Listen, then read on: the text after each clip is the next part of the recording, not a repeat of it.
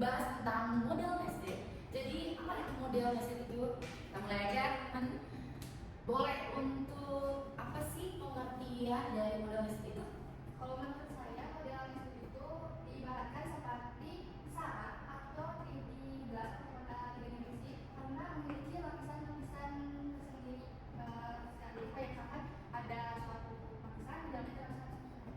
Oke, nanti seperti itu menurut Tesofis bagaimana?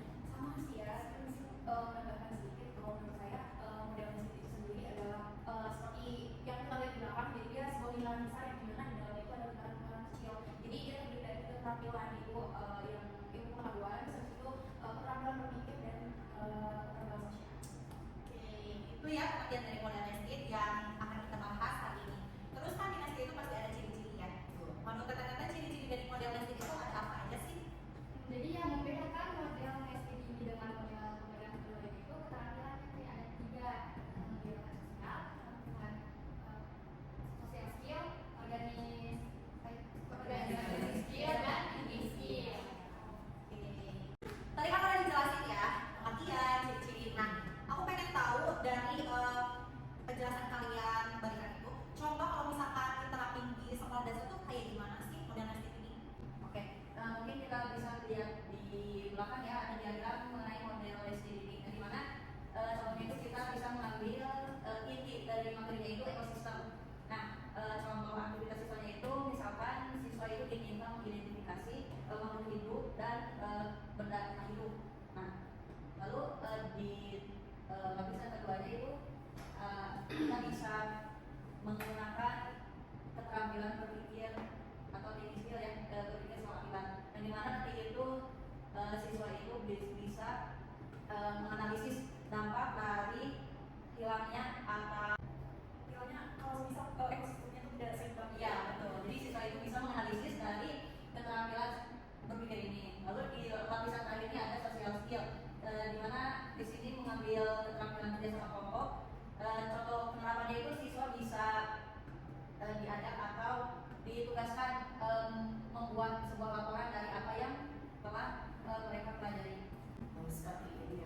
Nah, menurut kalian di sini, mengapa nih kita harus mengambil materi IPAS yang berada di kelas 5? Kira-kira?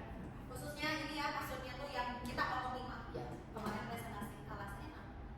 Mungkin salah satu penyebab kenapa kita ngambil di fase C ya, pertama dengan sendiri itu karena di kelas 5 anak-anaknya sudah mulai berpikir kritis gitu ya, dibandingkan dengan anak-anak yang baru di fase B atau fase A gitu ya. Tadi sudah dijelaskan bahwa modelnya sendiri itu berpatokan gitu ya, dan mengaitkan dengan beberapa keterampilan ya, keterampilan berpikir sama keterampilan mengorganisir.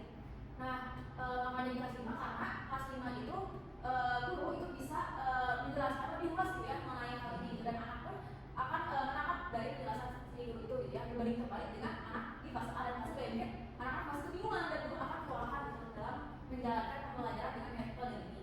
Oke, selanjutnya menurut kata-kata di sini apa sih kekurangan dari model nested ini?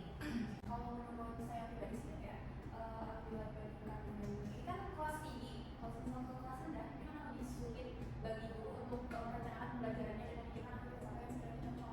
Karena kan untuk model nested itu yang perlu dikembangkan itu yang dikembangkan adalah keterampilannya. Jadi mungkin akan lebih stabil lagi kalau misal gurunya itu harus memperhatikan lagi, harus diperhatikan lagi harus misal aktivitas yang cocok untuk materi ini supaya nanti pembelajarannya itu sesuai dengan tujuan pembelajarannya. Kalau di kelas tinggi mungkin sudah Itu sih menyesuaikan kalau misalkan keterampilan di kelas tinggi sendiri, misalkan lebih tinggi tadi di kelas rendahnya lebih menyesuaikan ke karakteristik anaknya. Wah, ternyata model nested itu agak kompleks gitu ya. Oke, mungkin tadi kita udah tahu ya model nested itu seperti apa. Mungkin saya di sini Nadia akan menyimpulkan apa itu model nested. Jadi model nested itu betul seperti tadi teman-teman saya dibicarakan malah model nested itu tuh lebih berfokus kepada thinking skill atau keterampilan berpikir, lalu ada keterampilan sosial skill juga atau keterampilan sosial. Jadi anak-anak tuh lebih memfokuskan diri mereka kepada keterampilannya, lalu berpikir secara kritisnya seperti itu. Saya ingin menambahkan ya, jadi betul berfokus pada keterampilannya. Tapi satu pelajaran seperti kacamata 3D gitu. Oke, untuk pembahasan model nested sudah sampai di sini. Makasih buat kelompok 5 yang sudah meluangkan waktunya untuk mengulik sedikit mengenai model nested. Oke.